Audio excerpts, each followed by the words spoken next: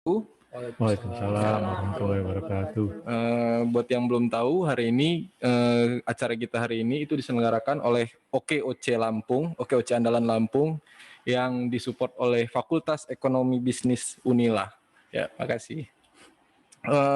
Adapun untuk pertama-tama, yang belum tahu OKOC itu seperti apa sih, gitu kan? Itu nanti akan dijelaskan oleh Ketua Umum kita, yang pasti oke banget, Mas Putra, Muhammad Putra Hutama.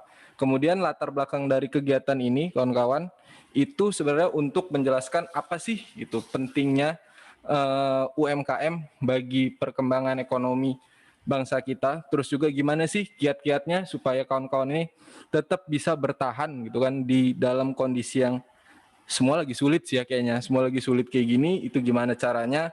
Terus juga ada beberapa sharing session dari kawan-kawan pengusaha Lampung serta akademisi Fakultas Ekonomi Bisnis Unila.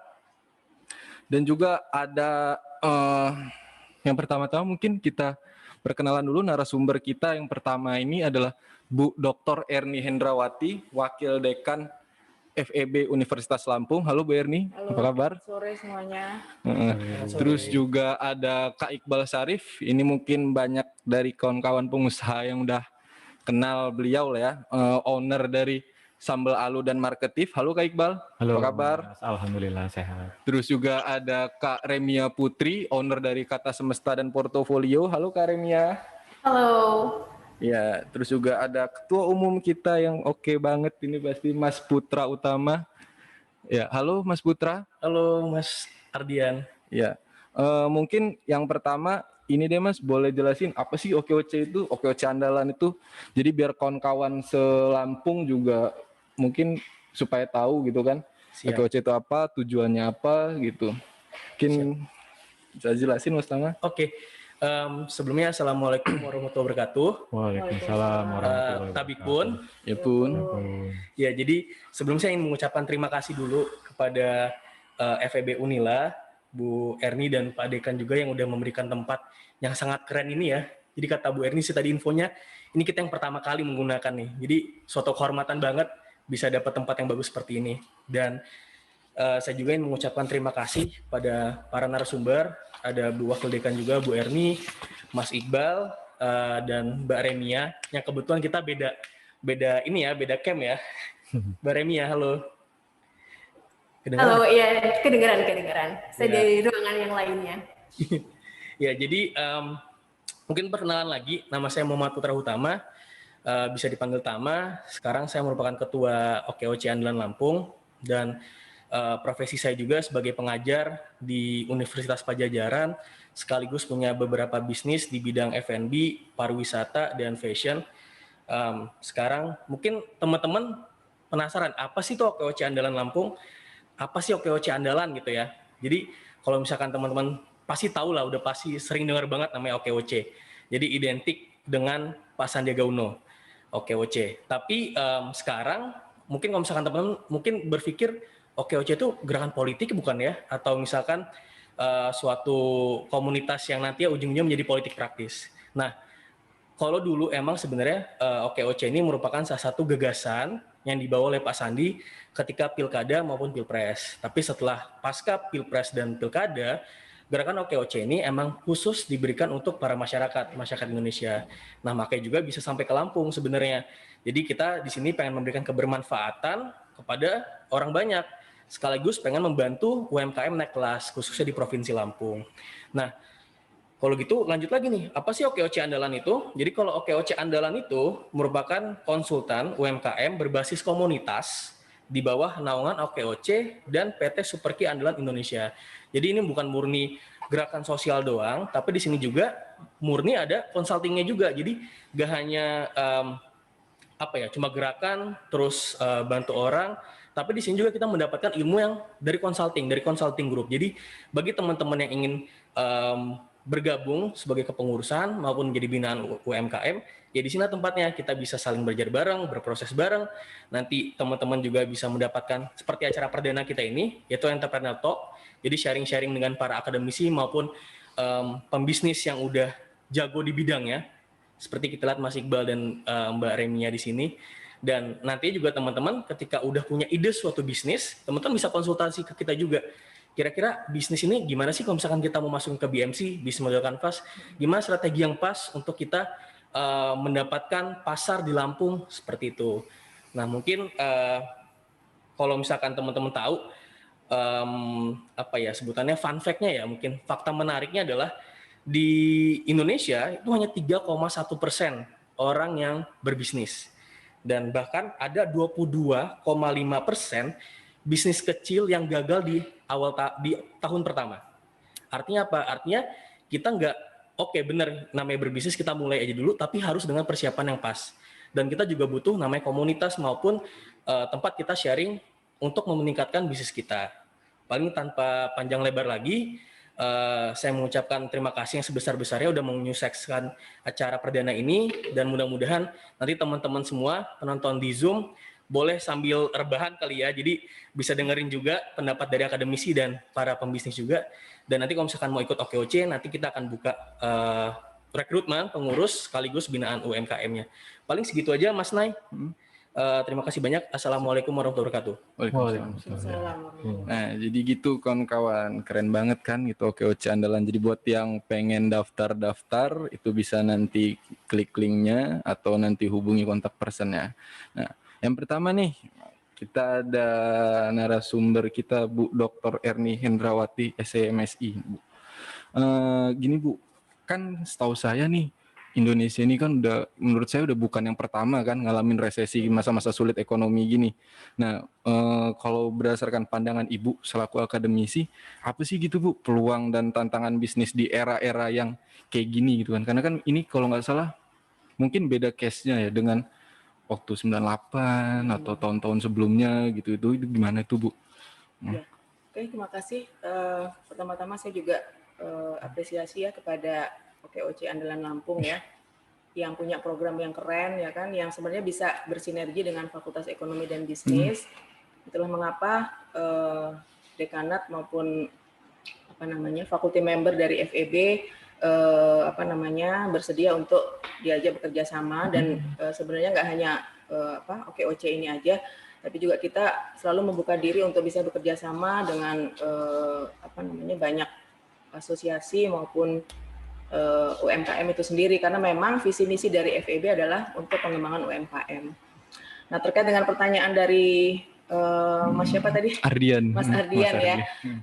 Sebenarnya dalam situasi pandemi COVID ya, di mana kita dipaksa oleh keadaan di mana kita mengalami wabah ya seperti ini, memang ada bisnis-bisnis yang memang akan booming dan juga bisnis yang justru akan decline ya. Tapi overall sebenarnya UMKM yang paling merasakan dampak dari COVID ini ya. Jadi dari segi omset penjualan juga mengalami penurunan ya, kemudian juga efek dari itu juga PDRB dari Indonesia juga terganggu, karena kita seperti yang kita tahu UMKM Indonesia ini kan mendominasi ya. Jadi yang perusahaan besarnya justru sedikit, tapi UMKM-nya banyak. Dan paling terdampak ini adalah UMKM pada sektor-sektor tertentu ya. Untuk sektor-sektor yang bisa tetap bertahan seperti food and beverage itu kan masih bagus ya kan. Kemudian juga sekarang ini yang terdampak paling paling parah itu adalah sektor perhotelan ya, pariwisata ya, benar-benar orang stay di rumah, nggak takut kemana-mana, efeknya adalah perhotelan ya kan, tingkat huniannya turun dan sebagainya. Jadi sebagai UMKM juga harus bisa mencari peluang ya, di mana peluang itu kan definisinya adalah kita mencari celah di mana demand lebih tinggi dibandingkan supply ya kan. Jadi ketika masyarakat meminati suatu produk tertentu yang sangat tinggi dalam kondisi seperti ini, itulah yang memberikan peluang kepada kita untuk bisa kita sediakan sebagai UMKM. Nah, salah satunya tadi industri, mungkin kalau tadi kayak masker ini kan dibutuhkan sangat luar biasa ya oleh masyarakat, itu bisa jadi peluang ya kan. Kemudian model bisnis yang berbasis digital juga menjadi luar biasa booming ya kan. Artinya UMKM juga harus bisa melakukan inovasi untuk menyesuaikan dengan perubahan kondisi yang drastis ini ya dengan cepat. Jadi ya bagi yang bisa berinovasi ya akan survive, tapi bagi yang tidak bisa berinovasi ya akan mati ya. Jadi memang harus ada adjustment yang luar biasa dari UMKM supaya bisa mengikuti apa yang menjadi kebutuhan dari tuntutan dari konsumen. Intinya di gap tadi antara supply dan demand, ya kita cari celahnya. Sepanjang bisnis itu lebih tinggi demand dibandingkan supply, berarti itulah peluang bisnis kita bisa masuk di situ. Dan tinggal diidentifikasi bisnis-bisnis apa atau produk-produk apa yang sekarang lagi dibutuhkan gitu. Oke, Bu. Terus apa aja sih Bu yang harus dilakuin buat kawan-kawan UMKM ini untuk bisa bertahan, entah itu yang baru mulai ataupun yang udah berjalan ataupun udah mau redup? Karena kan kalau kita lihat dari data BPS tuh Bu, itu ada sekitar 53% atau 60% sekian itu para pelaku usaha UMKM itu dia malah memutuskan untuk tutup gitu Bu, untuk meliburkan diri, dan akhirnya kan jadi banyak tuh angka-angka PHK, padahal kan tempat penyerapan tenaga kerja paling besar UMKM itu Bu. Gimana tuh Bu? 97%. Tapi survive ya. Iya, 97% dia. Ya sebenarnya mungkin strateginya disesuaikan dengan SWOT masing-masing dari UMKM-nya ya. Jadi kalau untuk baru yang berdiri ya mungkin well plan yang benar ya, melakukan perencanaan dengan baik dan juga jangka pendek saja membuat perencanaannya, kan kita nggak tahu nanti dalam jangka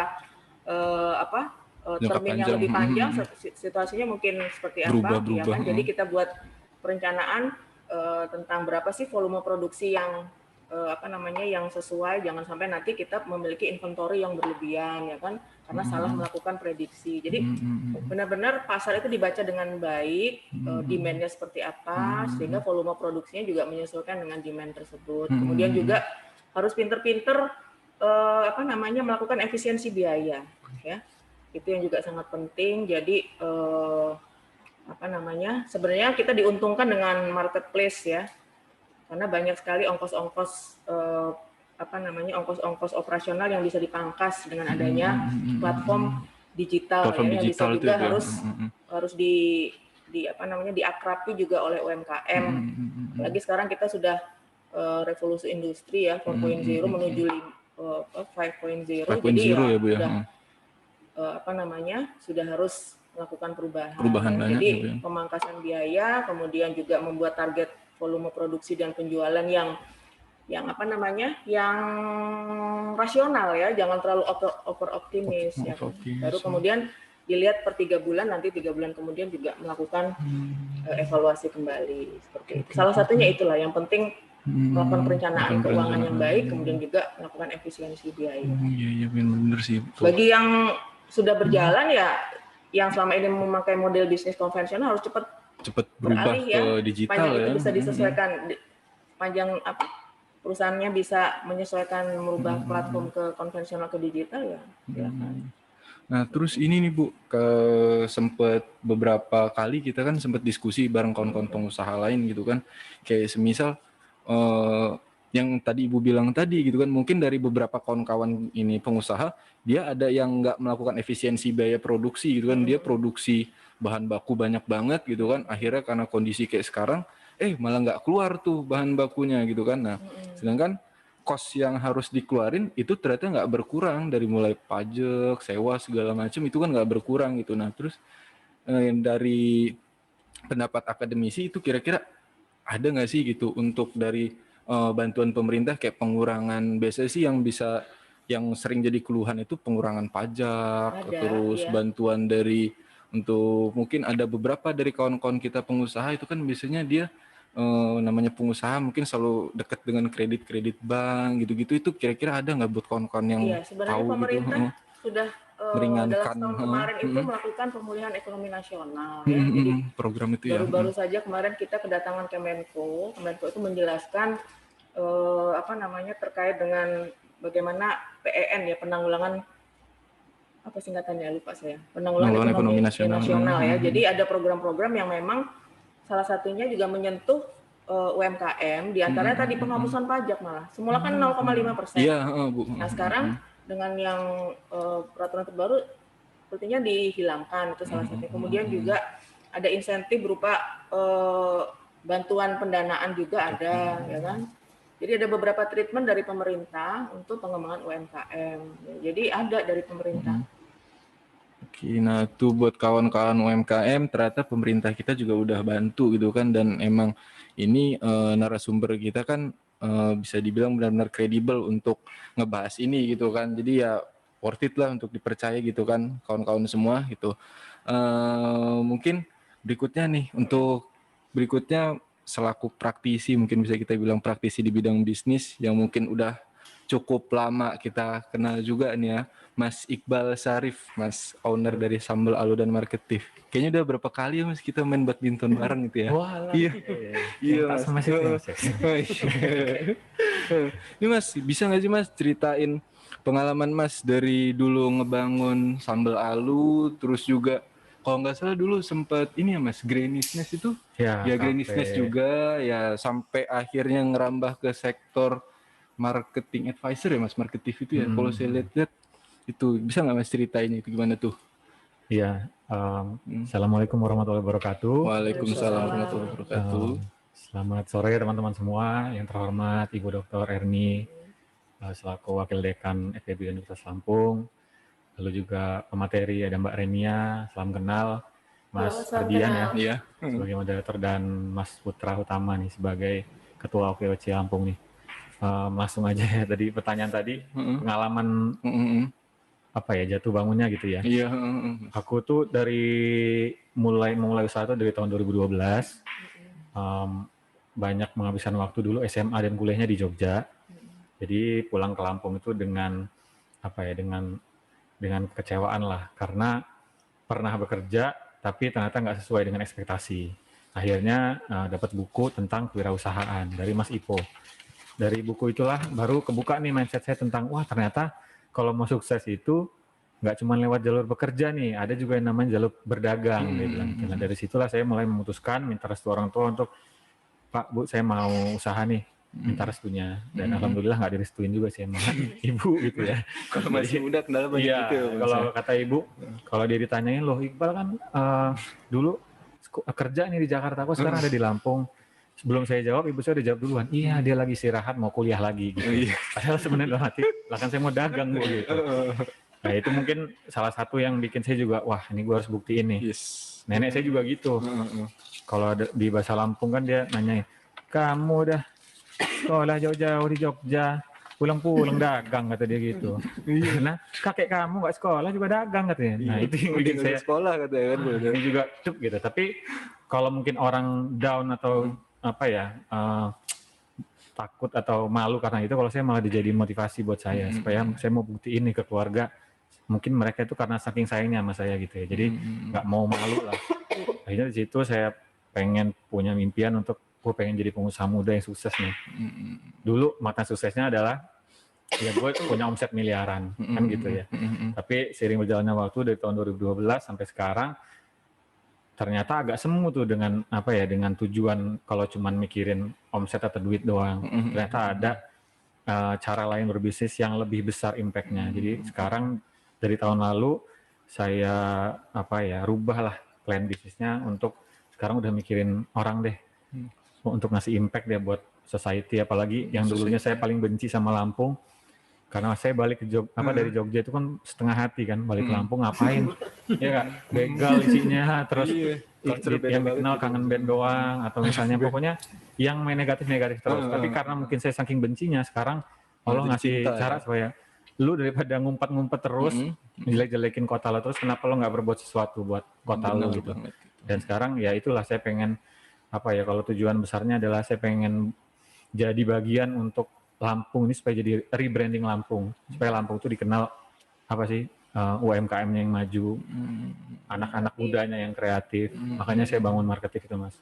Itu sih, kalau ceritanya nanti bisa jadi buku Mas, kepanjangan. Iya bener, panjang banget karena emang bener nih kawan-kawan, Mas Iqbal ini udah bisa dibilang lama banget ya, mulai ngerasain pasang surut ya, sampai akhirnya di posisi yang sekarang gitu kan.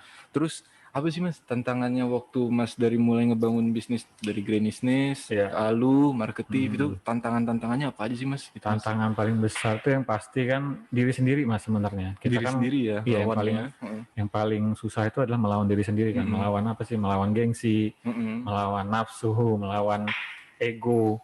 Itu sebenarnya yang makanya kenapa sih saya pernah nih dulu waktu buka Grenis, alhamdulillah kan rame tuh.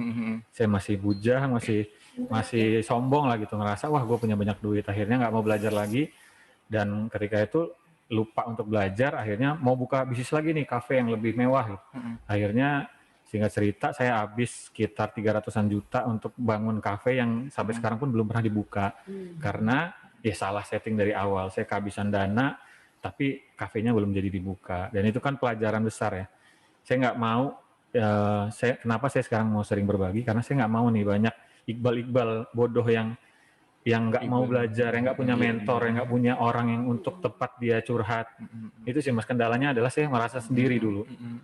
Nggak ada tuh yang namanya mentor kayak sekarang ini. Kalau sekarang kan wah enak banget nih, komunitas banyak, dosen-dosen pada mau bantu, sekolahnya ada. Kalau dulu kan kita benar-benar babat alas lah. Nah, sekarang udah kita habis buat alas, ya cobalah sekarang kita udah nyampe di sini nih, kita bantuin teman-teman yang baru bermulai untuk supaya nggak terlalu lama dan terlalu banyak biaya belajarnya. Itu sih Mas. Buat kawan-kawan nih, jadi yang belum tahu, Mas Iqbal ini aktif banget loh di sosmed untuk campaign dukung UMKM gitu kan, dukung UMKM. Jadi Mas Iqbal boleh nggak sedikit ceritain lagi capaian-capaian dari mulai ini?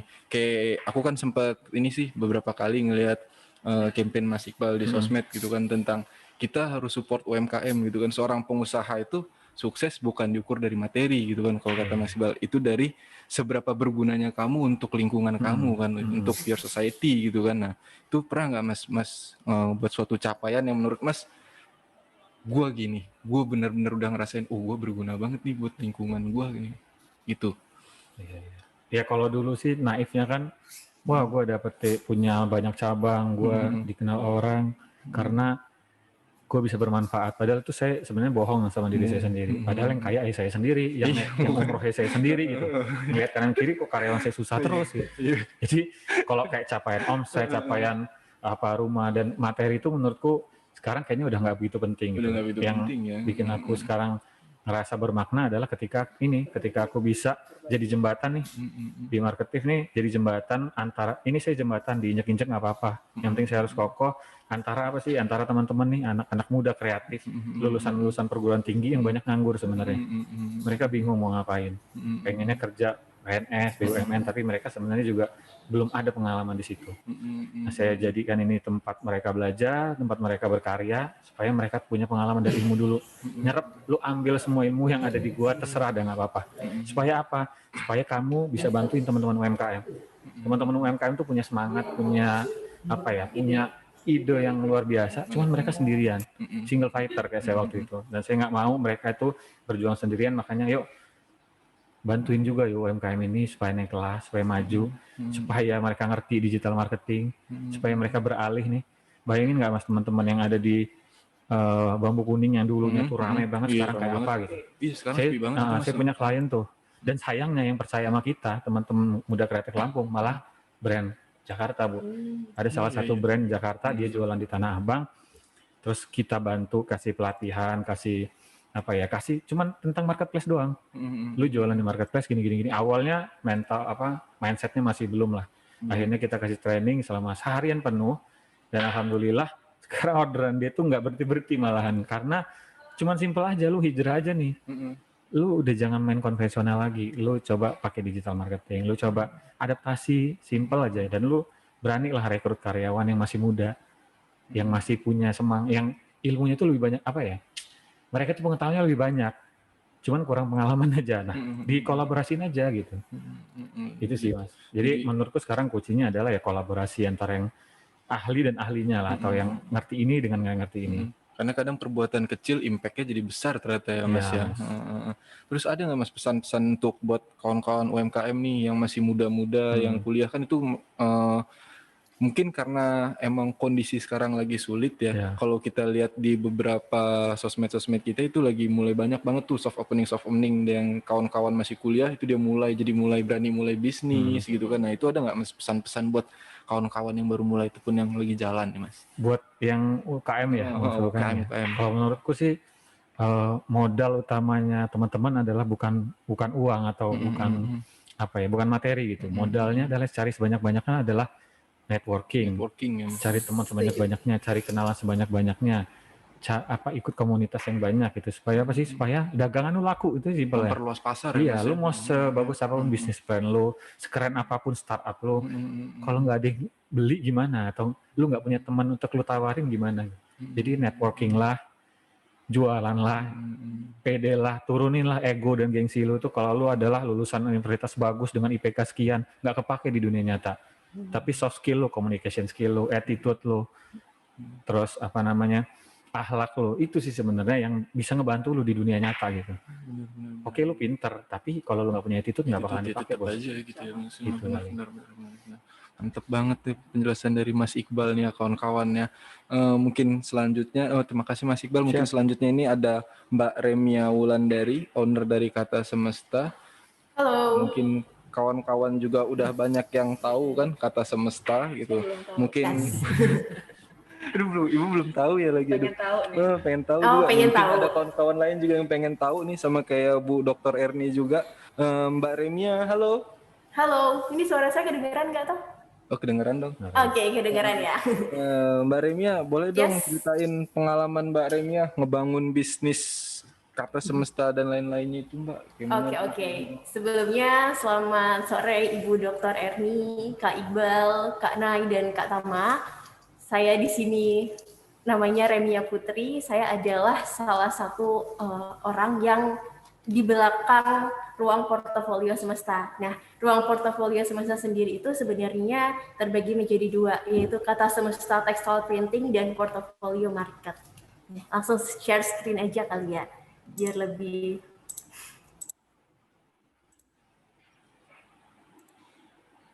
share. Oke, sudah kelihatan?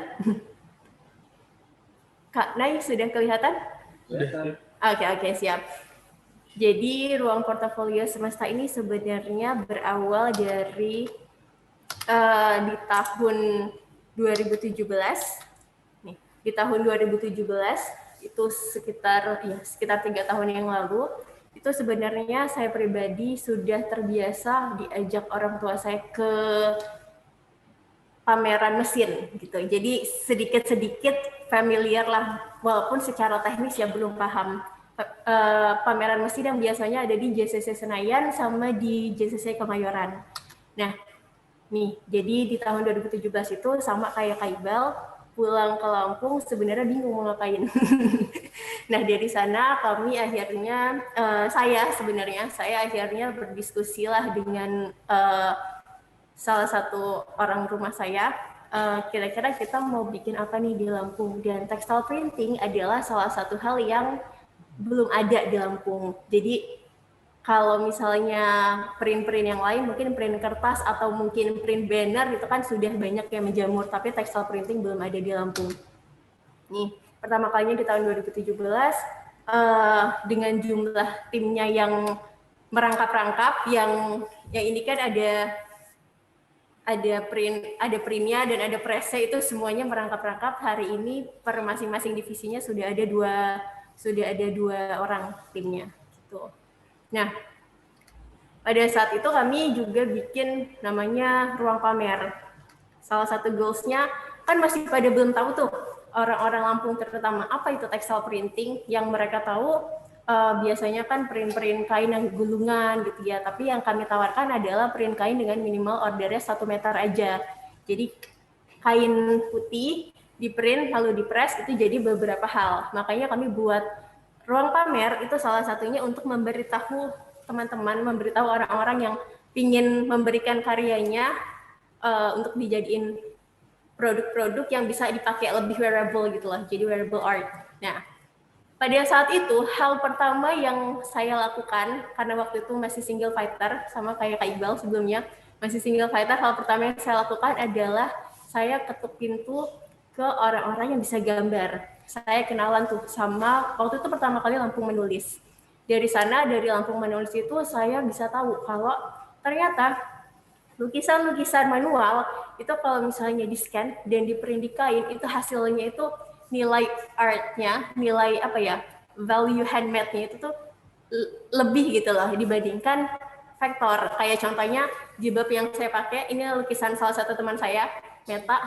Itu benar-benar lukisan tangan yang di-scan dan di-print, itu ternyata lebih art banget gitu. Nah, dari sana saya mempelajari, oh ternyata textile printing itu sangat dekat dengan art, sangat dekat dengan seni-seni. Jadi dari sana kami coba kenalan sama teman-teman Lampung Menulis, dan kami tahu apa itu benar-benar perbedaan antara gambar-gambar vektor yang dijadikan kain dan gambar-gambar yang manual yang dijadikan kain.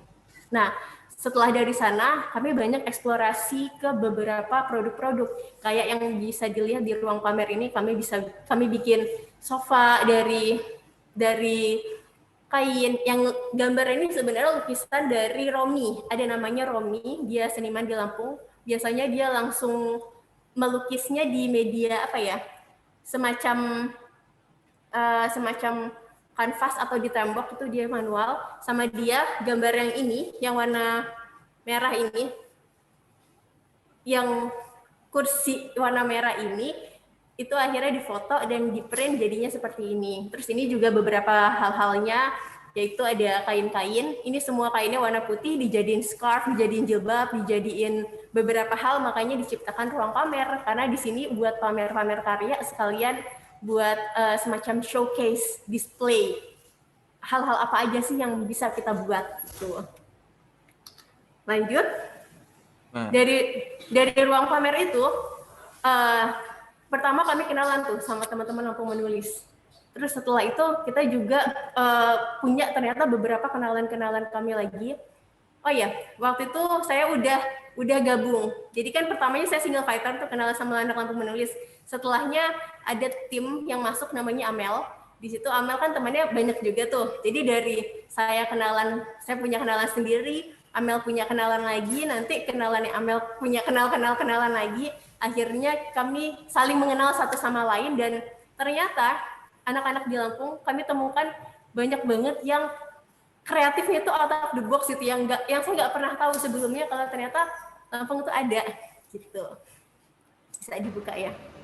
Waktu itu kami akhirnya membuat sebuah acara namanya Ruang Semesta. Ini kelihatan nggak? Oh, nih. Acaranya waktu itu kami adain di Mall Kartini. Nih. Jadi dari sini kami bikin acara nih. Setelah 1 tahun kami berkarya dan punya beberapa teman, maksudnya itu kami coba untuk mengolaborasikan, ibaratnya ketuk pintu semesta lah. Nama acaranya Ruang Semesta, ketuk pintu kolaborasi pertama kali bareng teman-teman yang memang punya karya kayak gini. Misalnya ini nih lukisan dari teman-teman seniman yang di scan dan di print di kain dan dijadikan sofa sama mebel lokal. Ini lukisannya namanya Kak Lowpop, Angga Wahyu, yang dia asalnya dari Metro. Kalau yang sebelahnya, ini yang warna merah, ini tuh dari Romi, lukisannya Romi. Dan ini yang tadi ditaruh di Ruang Semesta. Kalau ini dijual juga, kita kolaborasi. Jadi maksud dari acara ini tuh ngajakin buat teman-teman fokus aja ke satu hal yang benar-benar passion kamu. Terus nanti ya dengan passion sendiri itu, dengan keahlian sendiri itu kita kolaborasikan jadi sesuatu yang out of the box kayak gini. Salah satunya bisa dilihat di sini ada sofa. Jadi intinya teman-teman seniman ya tetap fokus aja melukis, dan kita tetap fokus aja print, dan teman yang bisa bikin sofa ya di situ dia juga fokus sama karyanya sofa. Di sini juga ada beberapa karya juga nih, sofa-sofa yang lain. Kalau yang ini lukisan mulai dari awal, maaf. Kalau yang di sini lukisan dari pokoknya teman-teman seniman, ada ruang layer itu juga semuanya printed, semuanya print kain. Ini sofa-sofanya juga print kain, yang semuanya dari teman-teman seniman yang di print dan dijadikan satu gitu. Coba sih. Gitu. Jadi intinya waktu itu kita ngadain satu kolaborasi yang kita terbagi menjadi 2 sebenarnya. Ada yang sofa, ada juga yang baju. Jadi kalau yang baju juga sama, lukisan teman-teman komunitas, kami scan, kami print di kain, dan kami jadikan baju. Yang buat baju siapa? Kebetulan ada yang namanya Rara Diasa Fashion Course, itu tempatnya di Wai Halim, di daerah belakangnya Lampung Walk, dan di sana studinya Mbak Rara itu yang membuat bajunya. Jadi spesialisasi kita fokus sama spesialisasi satu aja yang bisa kita punya, tapi ketika itu bareng-bareng menjadikan satu hal yang luar biasa. Itu namanya ruang semesta. Kalau di sini Creative Corner, kalau di Creative Corner ini kalau bisa saya tunjukin, ini tuh ada namanya Kifli ini yang pakai topi warna kuning. Dia itu dari Kalianda dan dia itu terakhir pernah kerja sama Dian Pelangi dan sebelumnya juga dia pernah kerja sama Ivan Gunawan. Pokoknya portofolionya dia tuh sudah banyak di Jakarta gitu. Dan kemarin waktu acara Ruang Semesta di tahun 2019, Kifli datang, dia menawarkan jasa OOTD. Jadi dia melukis OOTD gitu. Dan itu kalau nggak salah cuma 10.000 murah. Intinya adalah di sini satu ruang kita untuk dengan cara kolaborasi juga pengen kasih tahu lah ibaratnya, pengen memperkenalkan kalau dengan textile printing jadi banyak hal yang bisa kan. Kalau misalnya seni visual bisa dinikmati secara seni, tapi ketika itu dijadikan kain itu bisa jadi wearable art, yang seni yang bisa dipakai. Memang nggak bisa head to head ya, keindahannya nggak bisa head to head, tapi dari sini punya fungsi yang berbeda lah kayak gitu. Nah, sampai pada akhirnya, oh ya di sini juga ada kolaborasi sama Lama Handcraft. Waktu itu Lama itu kan dia spesialisasinya bikin kulit, dompet kulit. Nah, dari sana tasnya dibuat dari kulit, terus juga strapnya itu dibuat dari printed. Jadi kita kolaborasi spesialisasinya apa-apa aja di sana kita coba gabung-gabungin. Nah, dari sana kan kami sudah punya beberapa teman-teman kenalan yang memang punya punya spesialisasinya masing-masing dan produktif gitu. Nah, dari sana kami coba buat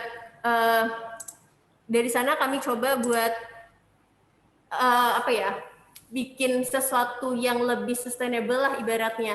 Jadi kolaborasinya itu kita lebih sustainable dengan cara membuat satu namanya portofolio. Sebentar, sepertinya saya ada kesulitan masalah teknis. Kak, kesulitan masalah teknis.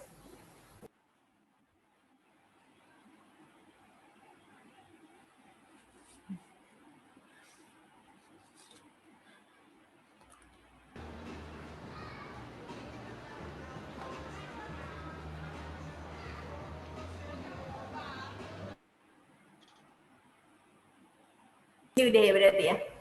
Oke. Dan setelah itu kami bikin lagi acara. Share screen lagi ya. Setelah itu kami bikin lagi karena kami sudah punya kenalan-kenalan itu. Fail.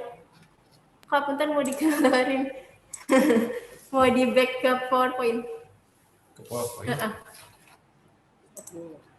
Stop dulu. Soalnya tadi dia tidak ke yang awal.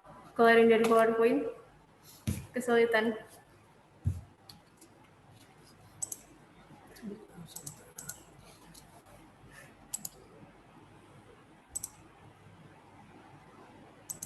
Oke.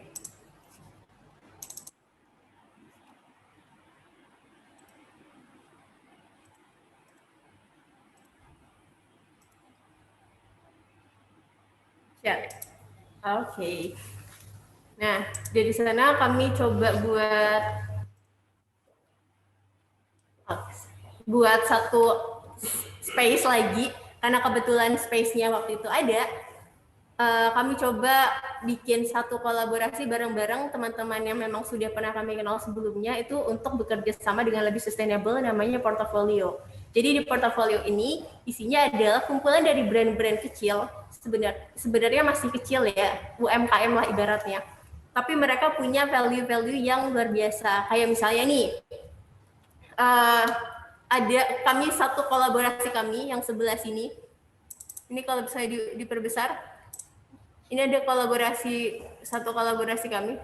Sorry, fail. Ini.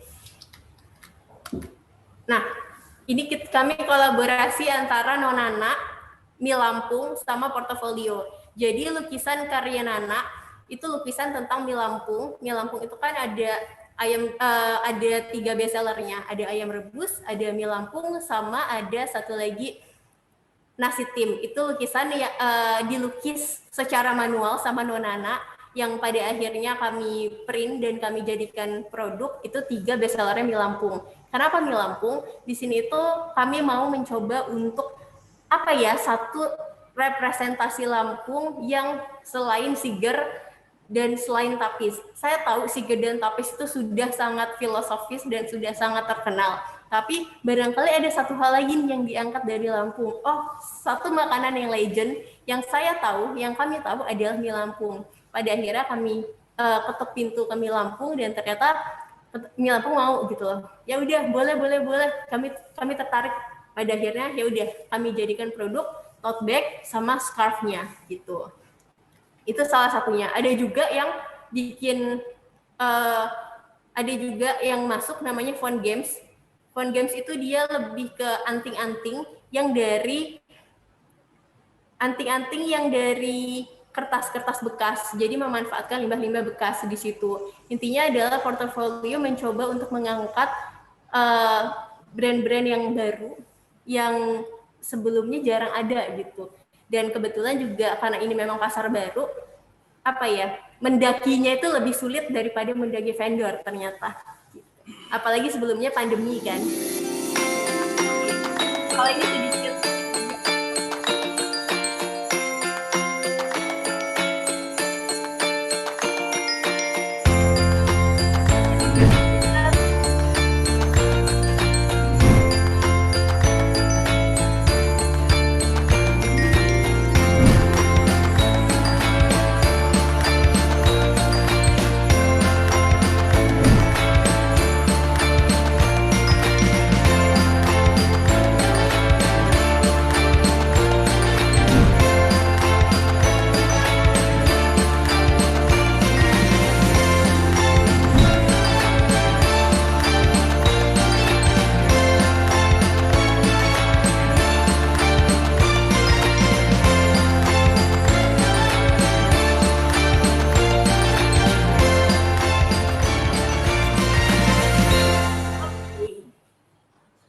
Berikut tentang porto.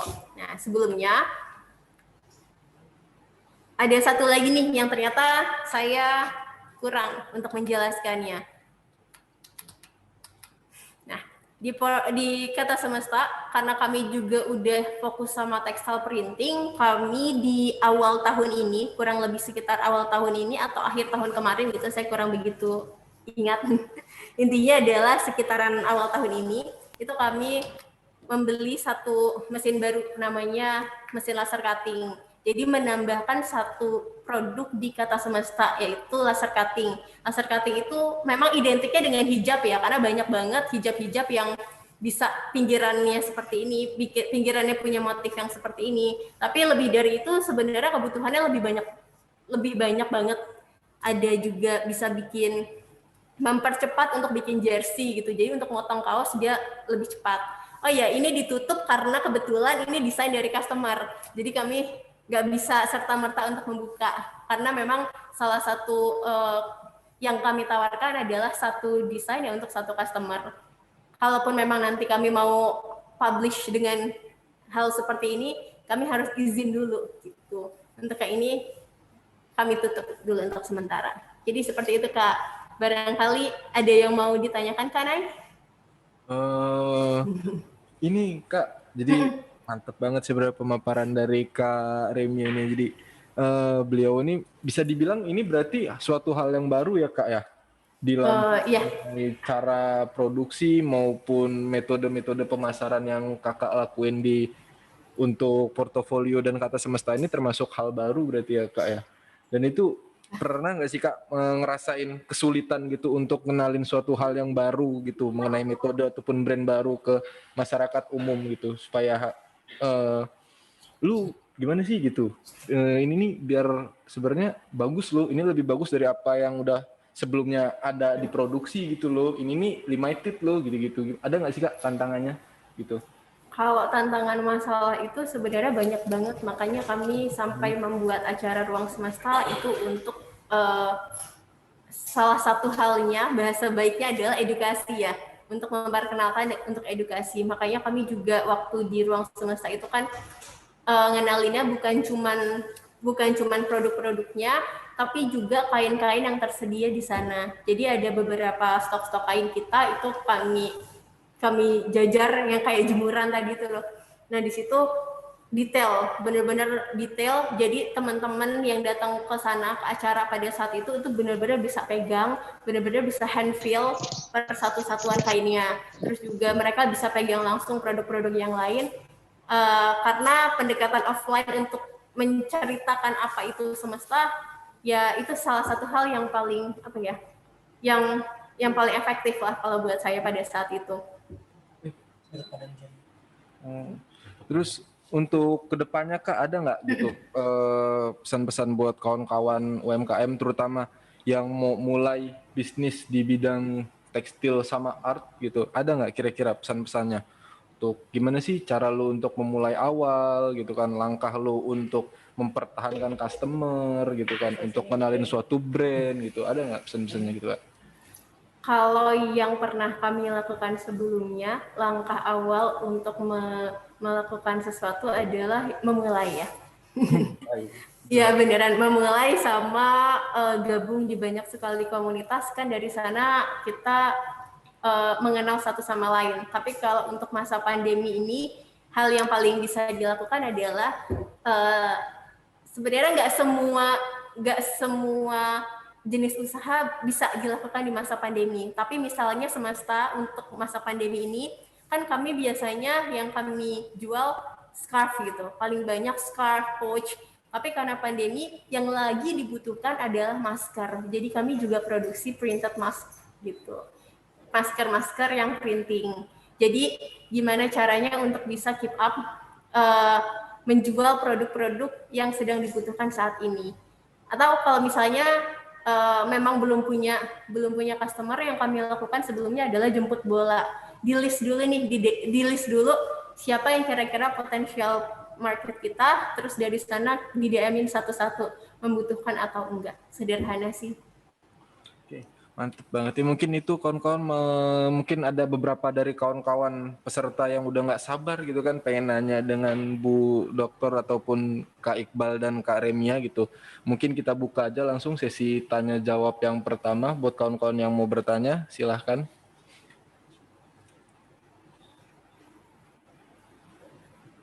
Ayo silakan teman-teman semua, boleh unmute dan langsung. Boleh nanya nggak saya? Boleh dong Bu. Boleh. Silakan Bu. Sama owner Kata Semesta. Boleh Bu. Tadi boleh. saya mau nanya workshopnya di mana gini kan? Karena saya kan pengkolektor scarf juga kan. Barangkali Ibu datang pada Kita Rara Diasa itu alumni dari MM. Jadi kita sering undang dia untuk fashion show di kampus untuk bisa kenalin entrepreneur juga kan. Kemudian kalau ada kegiatan-kegiatan kita banyak libatkan juga. Jadi berharap juga Remiana ya. Remia. Bisa juga sharing ke teman-teman di FEB ya nanti ya. Oh, siap Ibu. Kalau workshop kami, ini saya langsung jawab boleh Ibu? Ya dong. Boleh. Ya. Kalau workshop kami kebetulan kalau yang Kata Semesta Textile Printing adanya di Jalan Walter Manginsidi di sebelah Waleu Kaos Lampung. Ibu familiar sama Waleu? Sering lewat, cuma nggak ngeliat ini Kata Semesta. Itu ada Waleu, sebelahnya ada Pelangi Advertising. Nah kami ada nyempil sedikit gitu di Pelangi, kecil gitu nyempilnya. Ya, tapi itu kan untuk ruang kamera di situ. Tapi kalau nanti Ibu ke belakang, nanti pasti tim kami anterin ke belakang kalau memang mau lihat prosesnya. Itu tempatnya lebih besar, tapi ya lewat gang-gang kecil gitu. Jadi nggak terlalu kelihatan kalau dari depan. Nah, tapi kalau yang satu lagi portofolio, itu adanya di Jalan Jenderal Sudirman di seberang SMK SMTI. Di deretan sebelahnya Rumah Makan Padang Jaya. Itu kalau space retailnya. Untuk vendornya kami ada di Walter Manginsidi, untuk retailnya kami ada di Sudirman. Oke, nanti jadi list untuk kita kunjungin ya hari Sabtu. Ya? Siap. Oh, harus siap Bu. Dekat juga ya Bu. Tapi tetap Rumah. Ya, siap ini Bu. udah ada pertanyaan dari Mas Sija Putra Rulanda. Nah, ini sekedar info ini buat kawan-kawan penanya-penanya pertama. Jadi Pak Ketua Umum kita ini lagi bagi-bagi voucher ayam pun senilai 150.000 untuk 3 orang penanya pertama. Nah, jadi untuk Mas Sija ini selamat sudah memenangkan vouchernya. Iya. Mantap banget ya ini. Jadi ini pertanyaan dari mohon izin bertanya dan sharing kepada narasumber dan para penonton viewers oke di sini. Bagaimana upaya gotong royong yang bisa kita lakukan selaku pelaku usaha UMKM dan pemerintah dalam meningkatkan kembali semangat UMKM yang terimbas COVID-19? Misalnya, pemerintah meringankan teknis perizinan UMKM, pembebasan pajak UMKM yang terkena kerugian material besar, atau kerjasama UMKM besar dalam hal ini contohnya kuliner, membantu promosi jualan UMKM kuliner rumahan di outletnya.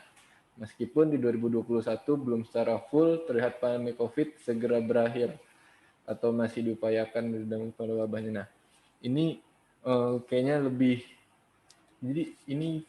cocok ke Bu Erni ya kayaknya ya. Ini kayaknya pertanyaannya detail banget ini untuk. Kalau nggak boleh langsung dia nanya sih. Boleh Mas. Open mic aja. Open mic boleh. Boleh open mic aja. Mas Sija boleh open mic nih. Biar engage. Mana Mas Sija. Sija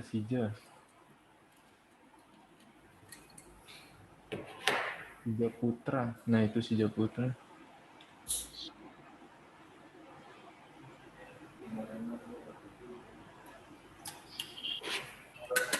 Malu ini. Atau yang lain ya, Mas Nay. Boleh deh yang Ada lagi nggak? pengalaman ada nggak treatment? Sudah dirasakan belum oleh pengusaha? Treatment dari pemerintah? Monggo masih gue. Saya ini. Saya agak serem ini misalnya. Iya. Ditanya treat-treatnya soalnya sama Mas Sija tadi. Aduh, gimana ya ini? Alhamdulillah sih sampai saat ini. Belum ya? Selama ini ya alhamdulillah aja Mas kalau bantuan dari pemerintah. Mungkin teman-teman yang lebih terdampak mungkin yang pernah ya. Kalau saya sendiri, saya juga banyak nih. Saya ada di bisnis, ada di TDA, ada di IWF. Alhamdulillah sih belum pernah merasakan. Tapi sebenarnya informasi itu sebenarnya sudah di-sharing oleh pemerintah. Cuma memang ada database yang harus di-reference oleh renew ya, Kementerian Koperasi ya, departemen teknisnya untuk bisa memilih mana yang akan disalurkan. Jadi kalau belum mungkin karena kategorinya sehat kali ya. Dan kayaknya mungkin database milik pemerintah kurang bagus ya Bu ya. Kayak saya cuma ngelihat aja nih kayak yang mendapatkan bantuan sosial itu kan data yang mungkin dibilangnya masyarakat menengah ke bawah ya atau yang bisa dibilang miskin. Itu kan sekitar 60%. 20%-nya punya NPWP. Nah sekitar 20%-nya lagi tuh apakah ke data atau gimana mungkin itu bisa jadi salah satu juga jadi ya. Persoalan database mungkin jadi kendala ya untuk pemerataan bantuannya. Terkait dengan bantuan tadi tidak sampai kepada UMKM yang membutuhkan gitu. Tapi sebenarnya sudah ada koordinasi dari departemen teknisnya ya ke departemen ataupun dinas koperasi ya kalau di tiap-tiap kabupaten atau provinsi yang memang diminta untuk melis siapa yang bisa diberikan bantuan. Tapi treatment dari pemerintah sudah ada. Oh iya, jadi treatmentnya itu sudah ada. Kebijakannya ada Bu ya. Sudah masuk dalam skema dan sudah berjalan. Malah sekarang kita sudah menuju Indonesia sehat dan bekerja. Kalau kemarin disampaikan oleh Kemenko, kemarin kita menyehatkan Indonesia, sekarang Indonesia kembali bekerja gitu. Jadi program-programnya juga mengasumsikan yang itu sudah berjalan. Nah sekarang kita kembali bekerja gitu. Mungkin untuk beberapa itu masalah pelaksanaan teknis pelaksanaan gitu ya, sehingga beberapa dari UMKM sampai hari ini ternyata masih ada yang belum merasakan yang gitu. Juga, saya yakin juga sudah ada. Oke. Mungkin berikutnya ada lagi pertanyaan dari Febri Dwi Yolanda. Dapat voucher kedua nih ya. Mbak Febri udah memenangkan voucher nih. Oh, malu-malu juga nih kayaknya.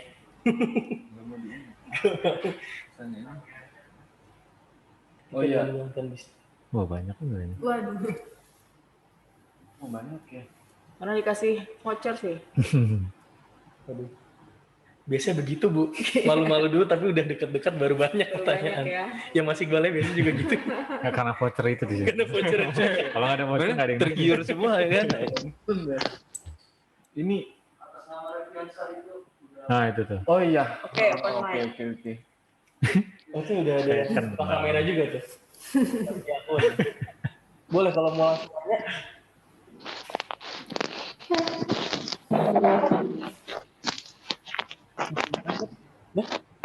Ini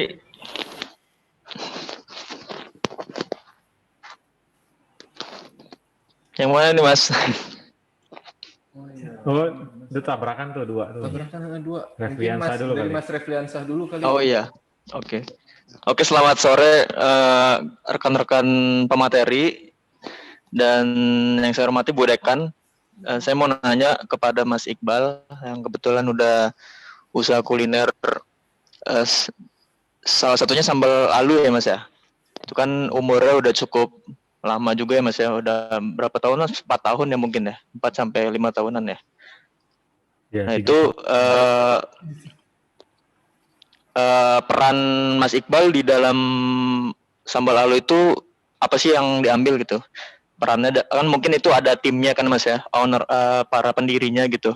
Mungkin Mas Iqbal tuh perannya di bidang apa dan cara maintenance bisnis brand kuliner selama itu tuh seperti apa dan strategi yang bisa ditiru oleh UMKM terutama dari segi produksinya atau marketingnya mungkin yang sederhananya seperti apa sih Mas? Terima kasih.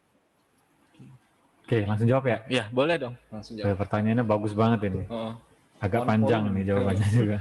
Jadi Mas, karena 2014 saya mulai usaha kuliner lewat Granny's Cafe, terus berlanjut. Nah, selama itu saya baru saya ternyata dapat pembelajaran kalau gue ini sebenarnya nggak jago-jago amat nih di kuliner. Saya kira saya adalah passionnya adalah bisnis kuliner. Ternyata passion saya adalah nyoba makannya aja Bu. Jadi sukanya makannya, kulinernya bukan bisnisnya gitu. Ya. Iya, suka banget saya kalau makannya doang, tapi ternyata ngurusinnya susah. Jadi akhirnya saya sadar bahwa itu adalah kelemahan saya yang kalau misalnya nggak saya tutupi ya itu saya pasti akan begitu lagi, entah misalnya saya bermasalah di operasional, di SDM gitu. Akhirnya kenapa nggak saya berkolaborasi aja ketika saya ikutan workshopnya teman-teman Abnormal Group tuh ternyata mereka ya bangun bisnis itu kolaborasi gitu antara yang ahli dan yang ahli. Saya pikir wah saya cuma ngertinya sedikit tentang marketing dan branding doang. Saya cari aja nih teman-teman usaha yang dia punya produk yang potensial, orangnya juga potensi. Saya ajak kerjasama, yang dia juga jualannya baru di online, tapi secara produk dia sudah ngangenin tuh Bu, udah oke banget lah. Cuman dia kurang di network, pendanaan, marketing dan branding. Di situlah saya masuk, kita bekerja sama, hitam di atas putih, pembagian hasil, saham, kita bangun PT dan lain-lain. Akhirnya ya sampai sekarang alhamdulillah. Tapi saranku jangan langsung diturutin karena saya berhasil di Humble Alu mungkin karena saya sudah 3-4 kalian juga gagal berkolaborasi gitu loh. Jadi kolaborasi ini juga ngeri-ngeri sedap. Iya. Soalnya Hukum alam. soalnya gini, kita merasa selalu benar kan. Iya. Padahal sebenarnya ini nih mirip-mirip lah kayak pernikahan ya Bu ya. Jadi kalau misalnya jodoh-jodohan, kalau misalnya ternyata kitanya belum siap dan kita juga salah pilih partner, ya seumur hidup belum menderita kan gitu. Jadi sebelum kita berkolaborasi, pantaskan diri kita dulu, beresin dulu diri kita ini supaya nanti ketemunya juga yang cocok gitu. Jadi prinsipnya itu bisa ditiru tapi mungkin jangan terlalu terburu-buru. Itu ya Mas ya. Tadi apa lagi? Oh ya, saya sih sekarang ya tim penggembira aja, hore-hore aja jadinya paling ngasih masukan tentang marketing dan branding. Yang lainnya ya partnerku yang memang jagonya di SDM dan operasional, dan saya juga punya konsultan di keuangan. Jadi ya karena kita ini masing-masing fokus, jadi akhirnya 4 pilar manajemen itu bisa dihandle masing-masing orangnya profesional gitu. Itu sih. Jadi teamworknya benar-benar jalan Berarti banget siap ya membuka kerja cabang-cabang timnya. yang lain. Siap ekspansi keluar Lampung. Mungkin Yang penting jodoh. Ya. ada lagi pertanyaan dari siapa tadi? Penanya yang ketiga, Satya Un. Oh iya, mau open mic Mas. Satya, Mas Satya Un. Mas stand up nih. Motivasi.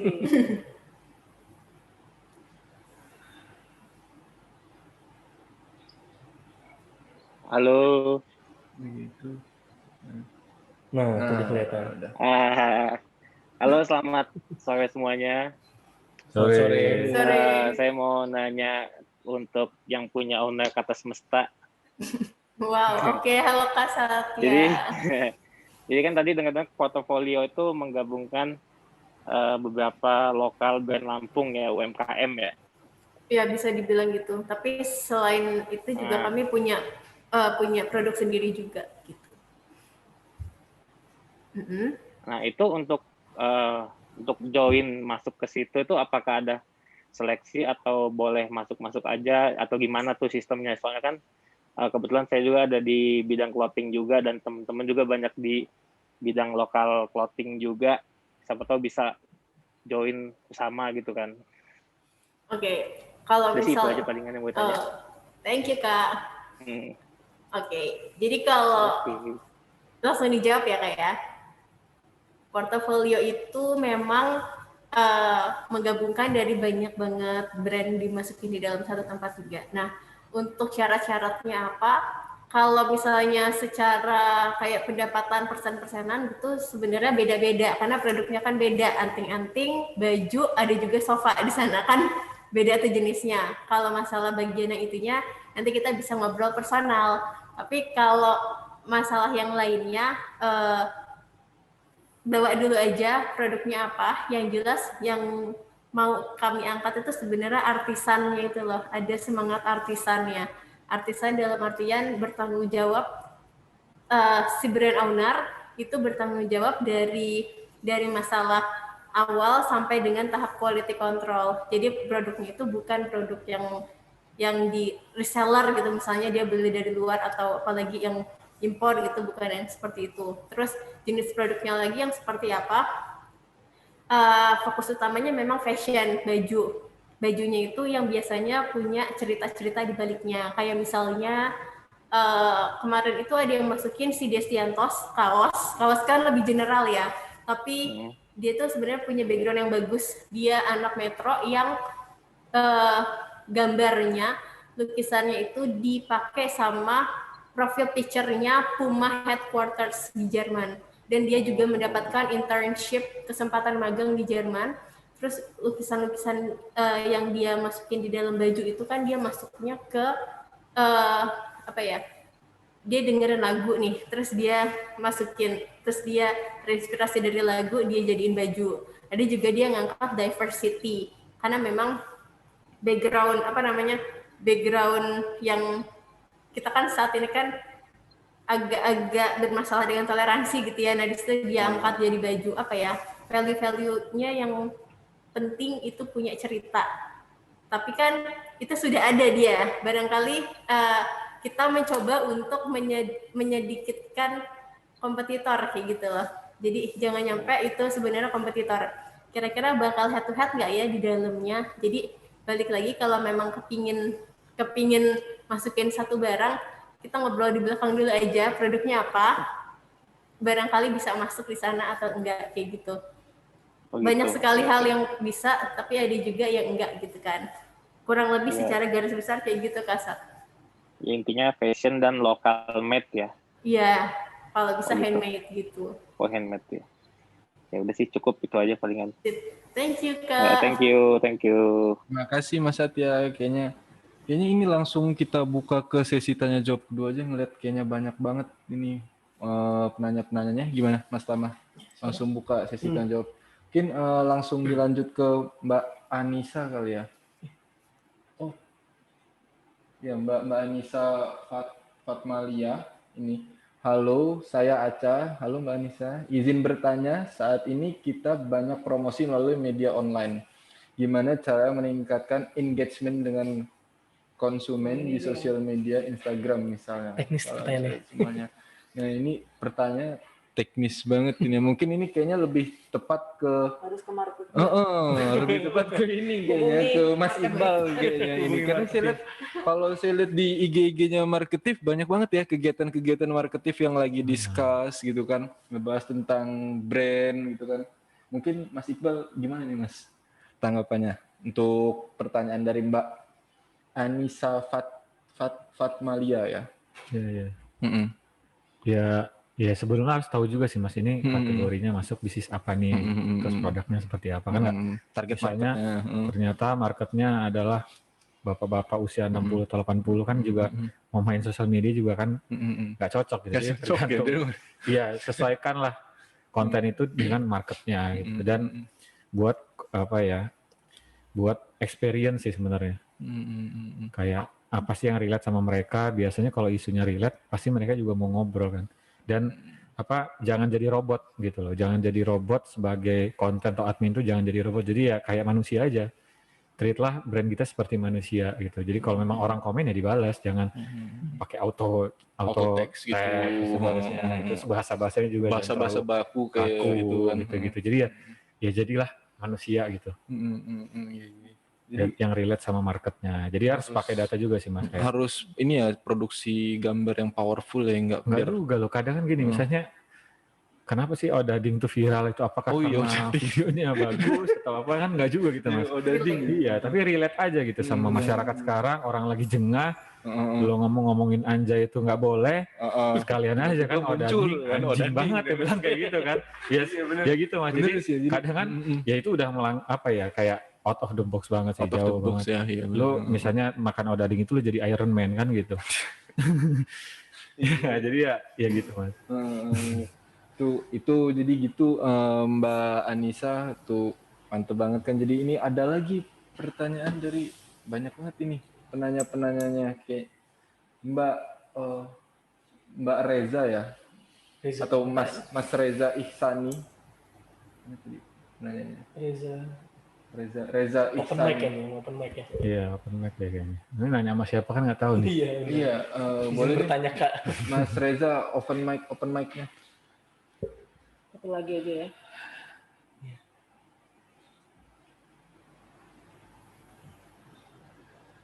Langsung aja dibaca mungkin. Iya, jadi pertanyaan dari saya Reza Pahlevi. Yang Dalam tadi membangun sebuah bisnis, misalkan bisnis retail baju, jika modal kita terbatas dalam tahap starting, manakah yang lebih baik? Antara cash flow lancar duluan dengan menjual barang umum atau banyak berdagang ke online, atau tetap berfokus pada membangun brand kita sendiri? Nah, ini kayaknya lebih cocok ke Mbak Remia nih ya, karena ada beberapa sharing juga dengan kawan-kawan, terutama yang bergerak di bidang tekstil, itu mereka ini masih banyak galau gitu Mbak. Gue mau pertahanin idealisme gue terhadap suatu brand, atau gue ngikutin fast fashion yang lagi hype sekarang nih gitu untuk nyari cuan gitu kan. Nah, mungkin Mbak Remia bisa bantu dijawab ini. Oke.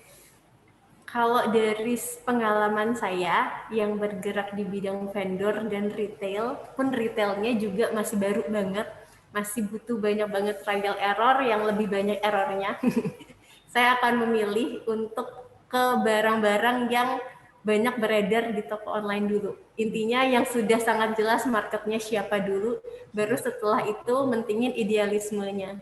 Karena kalau saya pribadi di sini, mungkin portofolio sangat idealis ya, terlihat dari luar sangat-sangat idealis. Tapi di sini yang mau kita, makanya ini hal kedua yang kami lakukan. Karena hal pertama yang kami lakukan adalah textile printing, yang semua orang membutuhkan masker print gitu, yang lebih banyak orang membutuhkan masker print, yang lebih banyak orang membutuhkan scarf, yang apa namanya, intinya cash flow-nya lebih cepat daripada menjual produk idealis gitu. Kalau saya pribadi memilih seperti itu. Tapi kan kebutuhan orang-orang berbeda. Barangkali kebutuhan uangnya belum mendesak, ya nggak apa-apa. Gitu. Setuju.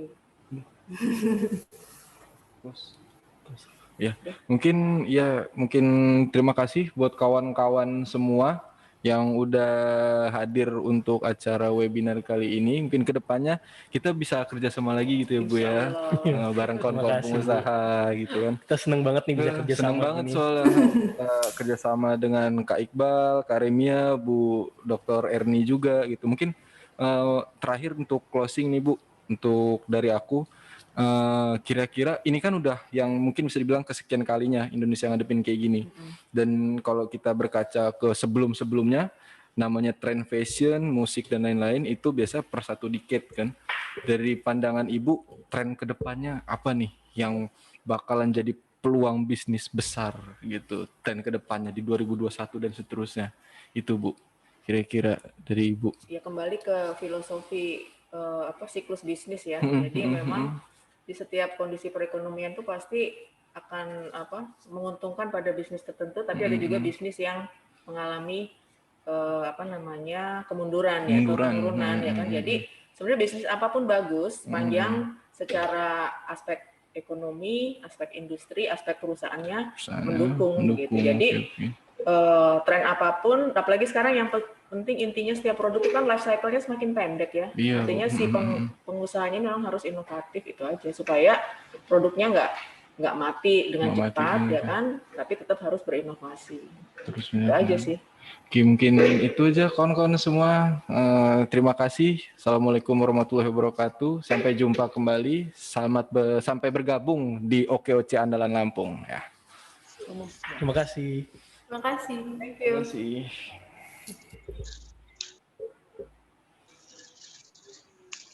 Banyak tuh yang nanya.